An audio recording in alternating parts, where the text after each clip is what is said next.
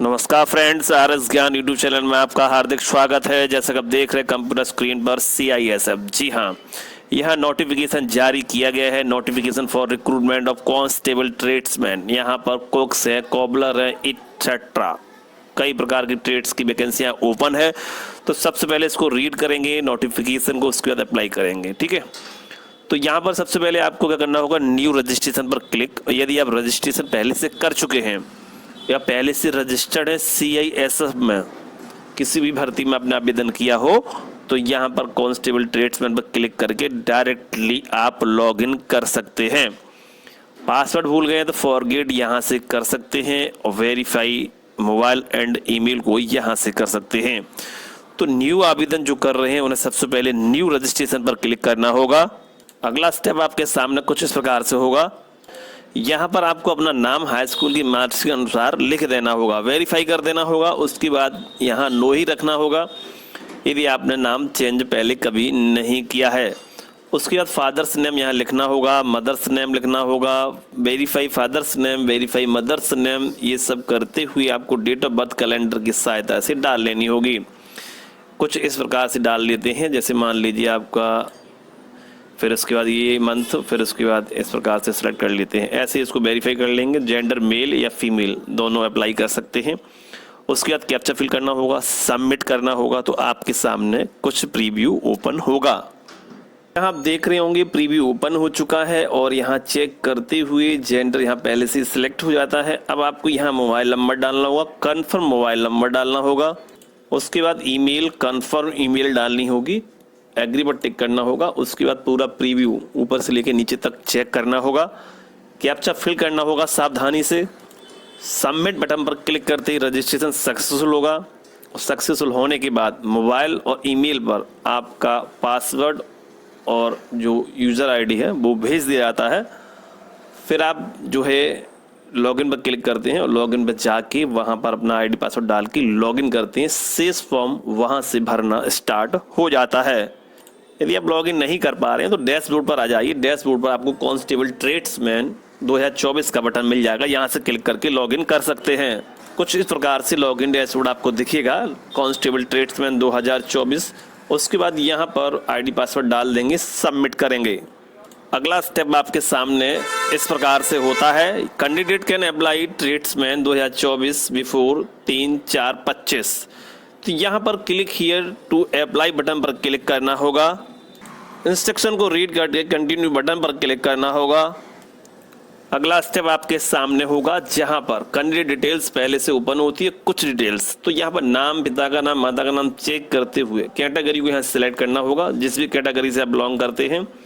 State duty, किस state से belong कर रहे हैं, सिलेक्ट कर लेते हैं यहाँ से। उसके बाद पूछ रहा है have you migrated from the state. यदि राज्य परिवर्तन नहीं किया है तो आपको यहाँ नो ही करना होगा। उसका जेंडर मेल फीमेल को सिलेक्ट करना होगा, जिस भी जेंडर से आप बिलोंग करते हैं।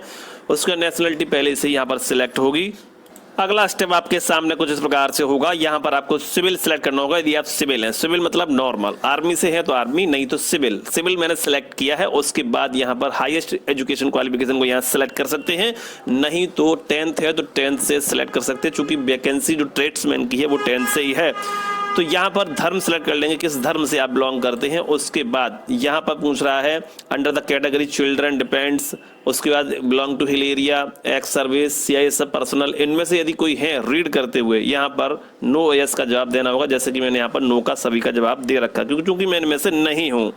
उसके बाद यहाँ अपना जो डेट ऑफ बर्थ है वो पहले से आ जाता है रजिस्ट्रेशन के समय का। Name of the trade applied. अब यहाँ बारी आ गई ट्रेड सेलेक्ट करने की। तो यहाँ जैसे ही क्लिक करते हैं तो अभी तक यहाँ ट्रेड नहीं है, जैसे मैंने क्लिक किया है वैसे यहाँ पर ट्रेड जो है ऑटोमेटिकली रिडायरेक्ट हुआ। कुछ सेकंड के लिए यहाँ पर ट्रेड ओपन हो चुकी है। तो कुक में डालना चाहते हैं, टेलर में, बार्बर में, वॉशरमैन में, स्वीपर में, जो भी ट्रेड आपको उचित लगती हो और आपको उसका अनुभव हो तो यहाँ सेलेक्ट कर लीजिए। अनुभव प्रमाण पत्र जो है DB के टाइम ही मांगा जाएगा, ऑनलाइन में नहीं मांगा जा रहा है। तो यहाँ पर कोई भी ट्रेड सेलेक्ट कर लीजिए, जैसे मैंने यहाँ स्वीपर को सिलेक्ट किया है। उसके बाद यहाँ पहचान चिन्ह यहाँ पर आपको सिलेक्ट कर लेने होते हैं, किस पहचान चिन्ह आपके मोल है, तिल है, कट का निशान है, जो भी है। यहाँ एक तो लिखना ही लिखना मस्ट है, दूसरा दिन नहीं है तो नो लिख सकते हैं, नहीं तो दोनों लिख देंगे तो ज़्यादा बेटर रहेगा। उसके बाद एड्रेस को यहाँ फर्स्ट लाइन में, सेकेंड लाइन में, उसके बाद स्टेट फिल करेंगे। उसके बाद डिस्ट्रिक्ट को सिलेक्ट कर लेते हैं। एड्रेस यदि सेम है तो सेम पर टिक कर देंगे, नहीं तो अलग अलग फिल भी कर सकते हैं। उसके बाद यहाँ पर एक आइडेंटिटी अपना सिलेक्ट कर लेंगे जो भी आपके पास है। उसके बाद यहाँ पर नंबर डाल देते हैं उसका, और whether the date printed on the photograph taken, इसको यस करना बहुत ही ज़रूरी हो जाता है।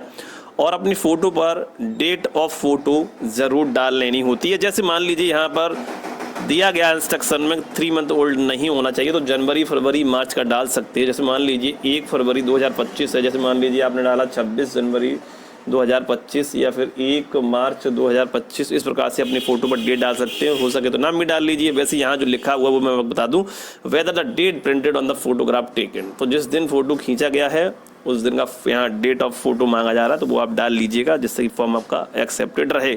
यहाँ पर बाद बाकी ऑप्शंस हैं, इन्हें रीड और राइट करके यस और नो का जवाब दे सकते हैं, जैसे कि मैंने यहाँ दे रखा है। स्पोर्ट का है तो यस करें, नहीं तो नो कर सकते। बात करते हैं स्पोर्ट।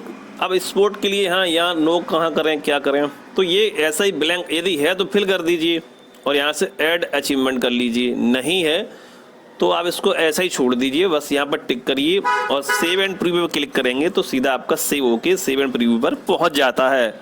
अब आ चुके हैं फाइनल प्रीव्यू पर। यहाँ पर एज अपना देख लीजिएगा, यदि आप एलिजिबल नहीं है तो वो you are not eligible age criteria बोलेगा, तो एज होना चाहिए आपका। एलिजिबल नहीं है तो आप एज रिलैक्सन भी इसमें लगा सकते हैं, जो भी रूल्स हैं CISF के, ठीक है।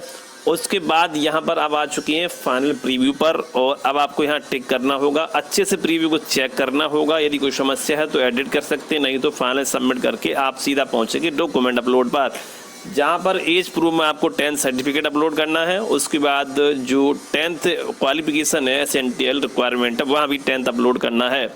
उसके बाद डोमिसाइल अपलोड करना है। उसके बाद फ़ोटो पर डेट ऑफ फोटो होना चाहिए, जिस दिन फ़ोटो लिया गया है या उसके पहले का होना चाहिए, लगभग 3 मंथ ओल्ड होना चाहिए जब आप फॉर्म अप्लाई कर रहे हैं। उसके बाद सिग्नेचर 1 MB तक का यहाँ दिया गया है अपलोड करने का तरीका, PDF फाइल में अपलोड करना है। उसके बाद अपलोड कर देंगे और नेक्स्ट स्टेप, यदि आप SC ST फीमेल हैं तो आपका एज रिलैक्सन यानी कि फीस रिलैक्सन होगा, तो सीधा आपका प्रिंट आउट आपके सामने होगा। यदि आप OBC है, जनरल EWS है, तो आपके सामने पेमेंट का ऑप्शन डॉक्यूमेंट अपलोड करने के बाद आ जाता है। डॉक्यूमेंट अपलोड करने के बाद जो है यहाँ पर पेमेंट का ऑप्शन आपके सामने होता है, प्रोसीड टू पे करना होगा। यदि आपका फेल्ड हो गया है, अपडेट नहीं हो रहा है, तो 24 से 48 घंटे वेट करिए, अपना अकाउंट चेक करिए कहीं रिफंड तो नहीं हो गया है, और cheque payment status if already paid, यहाँ से चेक करते रहिएगा। तो न्यू यूज़र के लिए यहाँ से पे करना होगा। अगला ऑप्शन पेमेंट गेटवे का होता है, जहाँ पर आपको नेट बैंकिंग है, डेबिट कार्ड है, UPI है, किसी भी मोड को सिलेक्ट करके आगे बढ़ जाना होता है। अगला ऑप्शन कुछ इस प्रकार से होगा, चूंकि मैंने ATM को डेबिट कार्ड को चूज़ किया है, कंफर्म करना पड़ेगा दोबारा। अगला ऑप्शन इस प्रकार से होगा, जहां पर अपना डेबिट कार्ड का नंबर है और नाम और एक्सपायरी डेट CVV नंबर डालना होगा। यदि UPI से कर रहे हैं तो सीधा QR कोड को इस्तेमाल कीजिए, स्कैन कीजिए। नेट बैंकिंग को यूज़ कर रहे हैं तो अपना यूजर ID पासवर्ड को यूज़ कीजिएगा। पे बटन पर क्लिक करना होगा, OTP डालकर मेक पेमेंट कर देना होता है। पेमेंट सक्सेसफुल होने के बाद इस प्रकार का पेज आपके सामने शो करेगा। 60 सेकेंड पूरे होते ही 10 सेकेंड ऑटोमेटिकली रीडायरेक्ट का टाइम लेगा और इस प्रकार से आपके सामने स्लिप जनरेट होगी। कुछ देर बाद आपके सामने डैशबोर्ड ओपन होगा। उसके बाद आपके सामने इस प्रकार का डैशबोर्ड ओपन होगा, जहां पर प्रिंट एप्लीकेशन फॉर्म ज़रूर दिखना चाहिए। चाहे आप OBC SC ST जनरल किसी भी कैटेगरी से हैं, जब भी फॉर्म सक्सेसफुल सबमिट होता है तो आपके सामने जब भी डैशबोर्ड पर जाएंगे तो प्रिंट एप्लीकेशन का बटन जरूर होना चाहिए। यदि प्रिंट एप्लीकेशन नहीं आ रहा है तो कहीं ना कहीं फीस अपडेट नहीं हुई है, फॉर्म पेंडिंग है। ऐसे में आपको चाहिए लॉगिन करके दोबारा चेक करें। SC ST फीमेल है तो फॉर्म सबमिट होगा ही होगा, यदि आपने सही से सबमिट किया है। और यदि OBC EWS जनरल कैटेगरी से हैं और पेमेंट फेल्ड हो गया है, कट नहीं पाया है, तो आप यहाँ पर आपको एक बटन मिलेगा और उस पर क्लिक करेंगे तो आगे प्रोसीड करेंगे तो वहाँ पर आपको पेमेंट का ऑप्शन मिलता है, जहाँ पर ऑलरेडी पेड किया तो उसका स्टेटस आप चेक कर सकते हैं। वहाँ से स्टेटस चेक करते रहिए 24 से 48 घंटे में, अपना अकाउंट भी चेक करते रहिएगा, ठीक है। एक दिन और बढ़ा दीजिए, 72 घंटे कर लीजिए। यदि लास्ट डेट में लगभग 3-4 दिन का समय है तो आप ऐसा कर सकते हैं, दोबारा पेमेंट करने से बच सकते हैं। लॉगिन करके चेक कर सकते हैं, 24 से 48 घंटे में इसका स्टेटस चेक कर सकते हैं। हेल्पलाइन नंबर दिए रहते हैं, उनसे आप मदद ले सकते हैं, ईमेल कर सकते हैं। अब लास्ट टाइम नज़दीक आ चुका, मान लीजिए 2 दिन या 3 दिन बचे हैं, अब बिल्कुल ही नज़दीक आ चुका, तो आप दोबारा पेमेंट कर सकते हैं। चूँकि जो रिफ़ंड है, यदि आपका वाकई में फ़ीस अपडेट हुआ नहीं हुआ है, फीस कट गया है, तो वो रिफ़ंड होने के चांसेस रहते हैं। वो फॉर्म सबमिट होने के बाद जो प्रोसेस चलता है रिफंड होने का सरकार की तरफ से, जो वेबसाइट की तरफ से, वो प्रोसेस चलता रहेगा। अब ये कंफर्म नहीं कर सकते कि रिफंड होगा ही कि नहीं होगा। वैसे जहाँ तक 99% 95% हो जाता है यदि आपका फ़ीस जो है अपडेट नहीं हुआ है। बट ऐसे में मजबूरी ये बहुत ज़्यादा हो जाती है कि लास्ट टाइम में 2 दिन या 1 दिन बचा है तो भाई दोबारा करना, तो कटना ही कटना है पेमेंट, भाई फॉर्म एक्सेप्ट करना है, ठीक है। तो ऐसे में आप कर सकते हैं। यदि लास्ट टाइम से 1 हफ्ता पहले कर रहे हैं आप, लास्ट डेट से पहले, तो आप इंतज़ार कर सकते हैं। उससे पहले आप वीडियो देख रहे हैं, स्टार्टिंग में ही वीडियो देख रहे हैं, तो 24 से 48 घंटे 72 घंटे का प्रयास करें, अपना अकाउंट चेक करें, बार बार स्टेटस चेक करते रहिए लॉगिन करके। समय नज़दीक आ रहा है तो दोबारा पे कर सकते हैं, चूँकि कभी कभी सर्वर में फीस फंस जाता है, अपडेट नहीं हो पाता है, तो ऐसे में आपको दोबारा करना पड़ सकता है। चूँकि अभी एक फॉर्म डला था ग्रुप डी में, तो उसमें मेरा फ़ीस फंसा था कैंडिडेट का, तो लास्ट डेट 1 तारीख थी, 1 मार्च था, तो मैंने उसी टाइम पेमेंट किया। पेमेंट सक्सेसफुल हुआ, बिल्कुल आंखों के सामने 10 सेकंड रिडायरेक्ट हुआ। रिडायरेक्ट होते ही साइड वो वहीं रुक गई, मतलब फिर उसके बाद स्टॉप हो गई, आगे बढ़ी नहीं। जब रिफ्रेश किया तो फेल्ड हो गया। स्टेटस को वेरीफाई किया, वहाँ से भी फेल्ड हो गया हिस्ट्री में जाके। तो फिर मैंने पेमेंट दोबारा कर दी थी, मैंने होगा सो देखा जाएगा, बट जो है लगभग 4 तारीख को फ़ीस रिफंड आ गया। तो मुझे लगता है कि फ़ीस जिनका कट गया, लास्ट टाइम नज़दीक आ चुका है, लास्ट टाइम कर रहे हैं, इनकेस फंस गया पेमेंट, इनकेस मजबूरी होती है लास्ट डेट में, कुछ कैंडिडेट्स की लास्ट डेट में कर रहे हैं, तो वो रिफंड होने के चांसेस रहते हैं। तो मैं समझता हूँ कि यदि आप टाइम से पहले करेंगे फॉर्म को सबमिट तो ज़्यादा बेटर रहेगा। उसमें आपको फ़ीस फंसने के चांसेस यदि कोई हो भी जाते हैं तो वो अपडेट होने के चांसेस बहुत ज़्यादा बढ़ जाते हैं। तो मैं समझता हूँ यहाँ पर जब भी फॉर्म आपका सक्सेसफुल सबमिट होगा, तो जैसा कि आप डैशबोर्ड पर देख रहे हैं कंप्यूटर स्क्रीन पर, प्रिंट एप्लीकेशन फॉर्म, चाहे वो किसी भी कैटेगरी को, प्रिंट एप्लीकेशन फॉर्म का मतलब है कि फॉर्म आपका 100% क्लियर हो चुका है। दोस्तों वीडियो यदि पसंद आया तो लाइक सब्सक्राइब करें। नमस्कार।